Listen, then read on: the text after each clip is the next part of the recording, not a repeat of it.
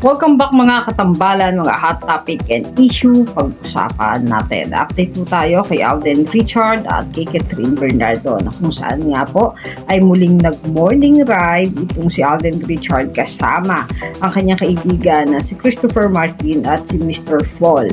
Ito po ay ride nila Alden sa Marilake. Makikita po talaga kay Alden na enjoy ito sa bago niyang routine na pagbibisikleta. Makikita kay Alden talaga namang enjoy ito sa pagbibisikleta at sa Marilake nga po ay puro paahon. Kaya naman sa post po doon kay Alden ay sinabi po dito na sinisiw yung Marilake. At mapapansin nga na pataas yung Marilake at medyo sigsag din yung daan. Kaya naman si Alden ay talagang napasabak.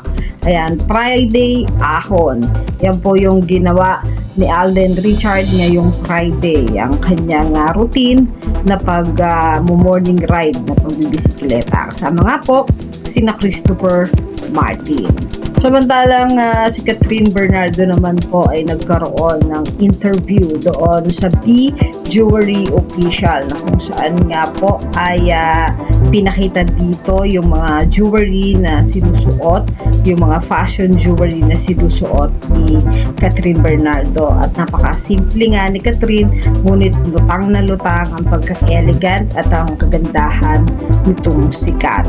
Makikita nga po doon sa B Jewelry yung magagandang necklace, bracelet, and earrings na minomodel nga po nitong si Catherine. At talaga namang napakaganda ni Catherine Bernardo sa kahit na anumang jewelry o damit na kanyang sinusuot. Samantalang sikat nga po ay makikita tuwing Sabado at Linggo sa Pilipinas Got Talent, na kung saan nga po ay isa sa mga judge itong si Catherine. At nakakatuwa lang kay Kat na talaga namang nagiging komedyante at ikiride doon sa mga contestant, na kung saan nga ay nakakaaliw itong si Kat.